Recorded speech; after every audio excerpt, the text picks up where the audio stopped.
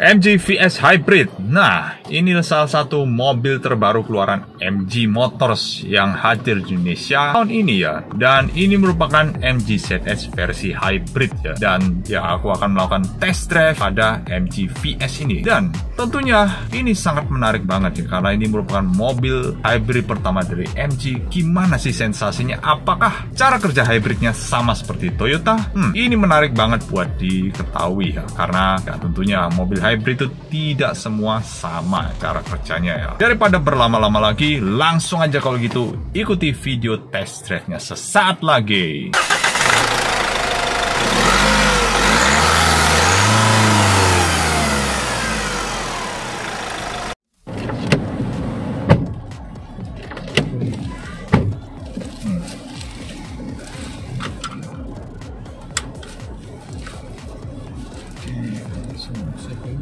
Udah ya? Ya, tinggal digeser ke D. Geser ke D. Oh, D.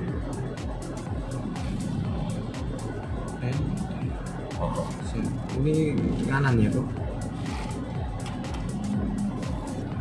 Oke, langsung aja kita mulai. MG VS Hybrid merupakan kendaraan paling baru dari MG Motors di Indonesia. Ini juga menjadi kali pertama aku test drive mobil hybrid. Tentunya secara sensasi akan sedikit berbeda dengan mobil internal combustion murni tanpa bantuan motor listrik. Oke, sekedar informasi bahwa MG VS ini secara desain sebenarnya ini adalah MG ZS tapi versi hybridnya dengan berbagai restyling di bagian fascia depannya. Karena kalau lihat fascia belakangnya masih sangat serupa dengan MG ZS yang bensin tentunya.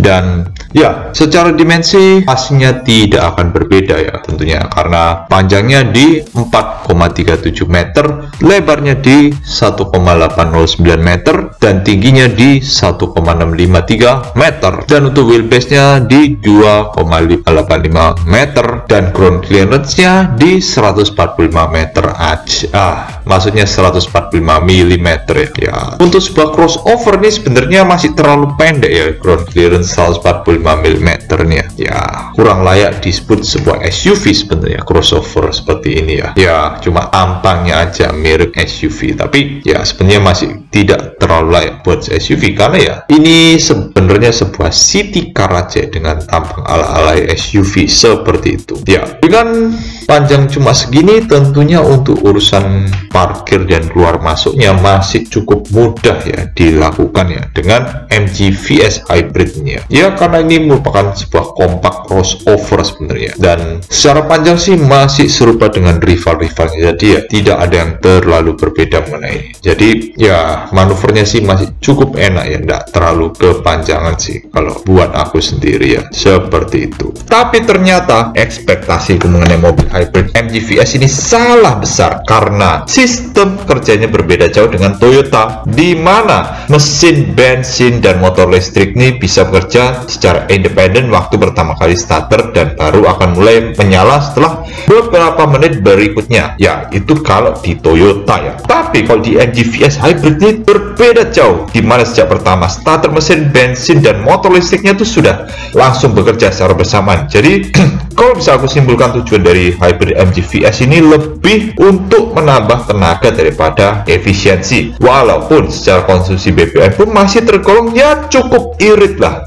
Tetapi tentunya secara keiritan tidak bisa disamakan dengan hybrid dari Toyota tentunya ya. Cara kerjanya aja sudah beda. Dan berdasarkan data pengetesan yang dilakukan oleh Auto Driver, konsumsi BBM dari MG VS hybrid ini hanya di angka 11 km per liter dengan kecepatan rata-rata 22 km per jam. Sedangkan untuk rute luar kota hanya mencapai 18,8 km per liter.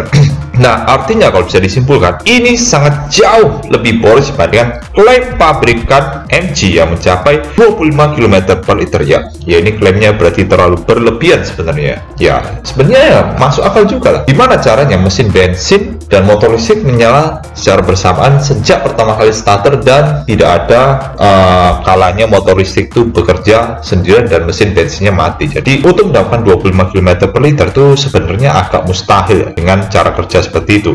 Ya, seperti yang dijelaskan tadi, karena ini masuk akal ya, karena mengingat motor listriknya tuh di sini berperan sebagai pengganti turbocharger ya ibaratnya ya. Jadi ini seperti menggantikan turbo ya, karena mesin ini mesin naturally aspirated yang tujuannya untuk membantu tenaga mesin bensin dari MG VS Hybrid ini. Karena tenaga mesin bensin dari MG VS Hybrid ini hanya di 80 PS aja, di 6000 rpm, dan untuk motor listriknya di 70 PS. Sedangkan untuk torsi mesin bensinnya tuh di 142 Nm di 4500 rpm, dan untuk motor listriknya di 200 Nm. Nah, ini tenaga motor listriknya nih ya. Wah, maksudnya torsi dari motor listriknya sangat besar, yaitu 200, dan ini merupakan torsi yang besar ya, seperti yang bilang tadi, sehingga untuk gabungannya tuh bisa 177 PS. Aku nggak paham gimana cara hitungnya. Kalau misal dihitung secara mentahan harusnya tenaga gabungan itu 150 PS, tapi ini bisa diklaim 177 PS. Ya, nggak tahu cara ngitungnya gimana, bisa dibantu dikoreksi di kolom komentar ya, atau mungkin bisa bantu jelaskan gimana cara ngitung tenaga dari mesin hybrid itu ya, seperti itu. Tapi masalahnya setelah aku cek lagi di website MG, tenaga dari mesin bensinnya itu malah lebih besar, yaitu 109 PS, dan motor listriknya di 95 PS. Jadi mana yang bener? Apa yang dari brosur yang aku dapat atau yang di websitenya ini ya? Karena kalau brosur ya tadi 80 sama 70 PS, kalau di website 109 PS sama 95 PS. Ya ini agak nggak sinkron ya, gimana ini bisa terjadi? Tapi kalau tenaga gabungannya sih ya itu yang di highlight 177 PS ya. Untuk sebuah ukuran compact crossover itu sudah merupakan tenaga yang cukup ya, karena mengingat dimensinya tidak terlalu besar ya, seperti itu. Dan terbukti secara sensasi berkendara dari MG VS ini sangat enteng atau ringan karena berkat tenaga gabungannya itu 177 PS. Jadi ketika aku mencoba kick down atau ngegas tipis-tipis, tenaga atau torsi mobilnya ini langsung menghentak seperti mobil-mobil yang bertenaga besar. Ini artinya sudah sesuai dengan heritage MG Motors yang melahirkan mobil-mobil berperforma tinggi di masa lalu tentunya. Selanjutnya untuk transmisi MG VS Hybrid ini menggunakan sistem eCVT atau Electronic CVT, di mana ini merupakan transmisi CVT yang diciptakan khusus untuk mobil hybrid. Jadi strukturnya itu cukup berbeda dengan CVT untuk mobil internal combustion murni. Jadi eCVT ini tidak menggunakan sabuk baja, tapi justru perannya digantikan oleh dua motor listrik atau motor generator yang disambungkan ke planetary gear. Ya, seperti itu perbedaannya dengan CVT yang biasa. Lanjut lagi, selain itu MG VS punya 3 mode berkendara, itu Comfort, Eco, dan Sport. Namun kali ini aku hanya mencoba mode Comfort, tapi secara akselerasi sudah sangat baik ketika digas tipis-tipis. Apalagi kalau di mode Sport, mungkin tenaganya akan bisa lebih responsif lagi daripada mode Comfort. Tapi untuk mode Comfort pun sudah lebih dari cukup saat penggunaan sehari-hari. Selanjutnya untuk posisi mengemudinya, walaupun sebuah crossover SUV kompak, tapi posisi duduknya lebih berasa seperti layaknya sedan karena posisi kaki yang cenderung lebih selonjoran karena kursi yang cukup rendah. Tapi walaupun gitu, posisi mengemudinya tetap berasa commanding, di mana posisi dashboard masih lebih rendah daripada kepala pengemudi atau mata pengemudi, sehingga visibilitas ke depan masih sangat baik tentunya. Nah, ini bagus ya. Jadi walaupun posisi duduk selonjoran kayak sedan, tapi tidak tenggelam waktu nyetir ya. Terus selain itu pula ada hal menarik ketika injak pedal rem hingga berhenti. Jadi mobil ini mengaktifkan semacam auto hold ya, atau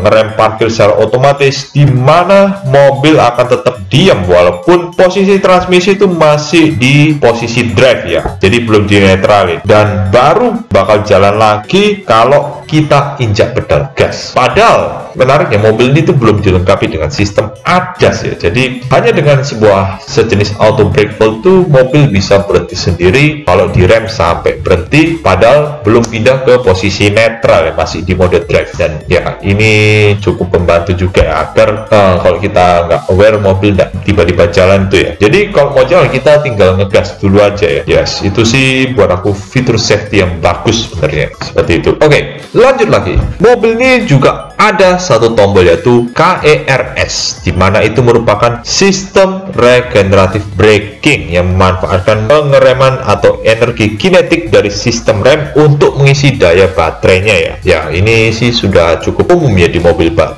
hybrid ya, seperti itu. Jadi baterainya tuh bisa diisi ulang melalui ya energi yang dihasilkan waktu pengereman. Kalau di mobil internal combustion biasa kan energi pengereman tuh langsung hilang begitu aja tanpa disalurkan balik ya. Tapi ini energinya tidak terbuang sia-sia ya walaupun untuk ngerem. Jadi bisa dibuat ngisi baterai lagi, dan itu ada 3 level, jadi level 0, 1, 2, dan 3 ya. Kalau naik level paling atas jadi ngeremnya bakal semakin pakem ya tentunya, seperti itu. Oke, lanjut lagi. Untuk daya baterainya sendiri itu menggunakan jenis lithium ion dengan kapasitas 2,47 kWh. Tapi di sisi lain ada juga yang menyebut baterainya cuma 2,13 kWh.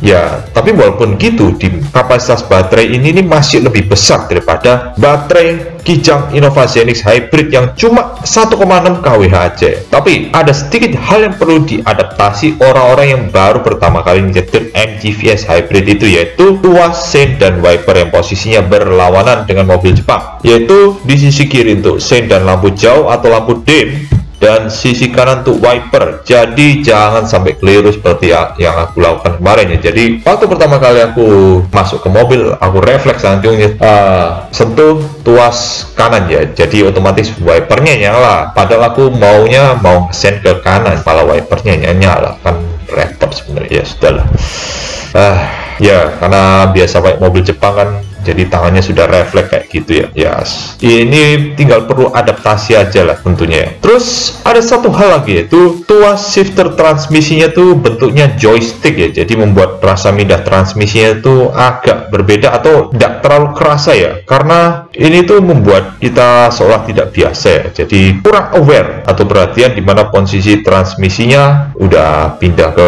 mana ya. Kita tidak aware ya. Jadi kayak kemarin ya waktu mau mindahin itu kan, waktu mau mundur sebentar terus lupa mindahin ke D terus digas, ternyata masih masuk di R ya. Jadi maka dari itu kalau mau pindah posisi tuh harus perhatikan instrumen clusternya biar tidak keliru masuk posisi ya. Ya pastikan sudah terlihat jelas di instrumen clusternya sudah masuk kemana, karena ya posisi joysticknya tuh kan kalau kita pindahin pasti bakal balik ke posisi semula ya, enggak kayak yang shift knob yang biasa yang urut dari P, R, N, D gitu ya. Ya ini kan beda modelnya. Ya modelnya sih lebih mirip seperti joysticknya BMW dan Audi gitu ya, kayak begitu. Oke, kurang lebihnya sih seperti itu yang menjadi konsep utama dari MG VS ini ya. Oke, lanjut lagi ke interior mobil. Ya, di dalam mobil ini seluruh panel-panel interior itu terasa cukup mewah dengan interior warna hitam dengan sentuhan aksen biru di kisi AC yang menguatkan ciri mobil hybrid. Lalu head unitnya yang memanjang ke instrumen cluster membuatnya seolah menyatu, padahal itu ada dua layar yang berbeda di situ. Lalu mengenai tombol-tombol fisik yang ada di mobil, dimulai dari setirnya yang ada tombol fisik untuk head unit, dan salah satunya adalah tombol voice command. Walaupun sayangnya ini tidak bisa menjalankan banyak perintah seperti di Halo Wuling atau High Glory di DFSK ya, seperti itu ya. Dan selanjutnya ada tombol sentuh di bawah head unit seperti tombol AC, menu home untuk head unit, defogger depan dan belakang. Ya sayangnya tuh aku kurang suka ya, karena tidak ada feel-nya kalau tombol sentuh kayak gitu ya. Jadi enak tombol yang tekan gitu. Tapi yang bagus di konsol tengahnya tuh tombol tekan semua ya untungnya. Jadi ada tombol auto hold, drive mode, kamera 360 derajat. Ya kamera 360 derajatnya enggak, responnya bagus dan tidak nge-lag sama sekali ya. Dan juga ada tombol di hill position control, terus ada tombol KRF atau KERS yang buat regenerative braking, dan tombol untuk mematikan vehicle stability control, serta yang penting rem parkirnya sudah elektrik tentunya. Terus untuk tombol cruise controlnya ada di belakang setir sebelah kiri, tepatnya di bawah tuas sein dan lampu jauh atau lampu dim ya. Ya seperti itu. Tapi sayangnya belum adaptive cruise control ya. Wong adasnya tidak ada kok. Mana bisa adaptive cruise control karena tidak ada radarnya juga pastinya kan. Ya. Oke, seperti itu aja. Dan untuk tambahnya sih ada wireless charging di konsol tengah, serta hadirnya panoramic sunroof yang membuat suasana kabin menjadi lebih terang saat siang. Ya walaupun aku pribadi sih tidak terlalu butuh yang namanya sunroof sebenarnya ya. Dan terakhir mengenai menu-menu yang ada di head unit MG VS ini, dimulai dari kolom home akan ada kolom tangga tanggal dan jam, terus ada peta, media musik, Apple CarPlay, Android Auto, info cuaca, pengaturan AC. Ya, seperti itu untuk yang di bagian home ya. Terus lanjut ke kolom bypass. Terus di situ ada GPS ya, dan juga buat navigasi. Terus ada bypass untuk kamera 360 derajat, dan resolusi kamera 360 derajatnya juga sangat bagus, dan ya kualitasnya jernih dan layarnya pun sangat responsif. Terus ada telepon Bluetooth, dan terakhir kolom menu lengkapnya. Nah, ini menu lengkapnya jelas ada radio ya, itu sudah biasa. Terus ada telepon Bluetooth juga, terus ada ya pengaturan head unit, terus ada folder media, display media, terus tentunya pengaturan AC juga diatur secara layar ini ya, karena tidak ada tombol fisiknya. Tombol fisiknya ya cuma tombol sentuh satu doang di bawah head unit itu ya. Dan terus ada pengaturan mobil, terus juga ada untuk manajemen perangkat, terus ada untuk kamera 360 lagi, terus untuk info cuaca, terus ada menu inbox pesan, Jux Music, terus ada toko tema atau theme store, dan terus ada menu login untuk akun MG iSmart. Terus selanjutnya ada menu untuk info showroom dan bengkel resmi MG Motors, dan terakhir ada SOTA. Mungkin ini semacam cloud untuk penyimpanan online ya, seperti itu. Ya, kalau kurang tepat bisa dikoreksi di kolom komentar. Nah, begitu aja sesi test drive singkat kali ini di IMS Surabaya. Ternyata hybrid dari MG VS ini berbeda banget dengan Toyota punya. Jadi antara mesin, bensin, dan motor listrik itu bekerja secara bersama-sama. Jadi ini lebih ke orientasinya tenaga ya. Jadi motor listrik itu memberikan tenaga tambahan pada mesin bensinnya ini ya. Jadi ya ibaratnya ini menggantikan turbonya ya. Jadi juga bukan mengejar efisiensi kalau mesin bensin dan motor listriknya bekerja secara bersamaan. Bahkan dari start nyala, mesin bensinnya tuh sudah ikutan nyala juga ya. Prinsip kerjanya sih mirip-mirip dengan mild hybrid ya. Jadi tidak ada motor listriknya gitu ya yang bekerja secara khusus itu. Jadi dua-duanya bekerja secara bersamaan ya. Dan tenaganya pun enteng banget tadi dicoba. Padahal masih di mode comfort ya. Belum yang eco apalagi sport ya. Sudah seringan itu ya waktu dibecek gas pertama kali ya. Tentunya ini cukup menarik ya untuk rekan-rekan yang menginginkan mobil hybrid yang cukup ringan secara performa ya, dan bukan mengejar irit-iritan tentunya. Dan ya cukup sekian aja video test drive MG VS Hybrid kali ini. Kalau rekan-rekan suka sama video ini, jangan lupa kasih like, dan jangan lupa kasih komentar buat rekan-rekan yang ingin berpendapat mengenai MG VS Hybrid ini, dan jangan lupa subscribe ke channel Anthony Calver kalau belum. Dan akhir kata, terima kasih sudah menonton, dan sampai ketemu di video selanjutnya.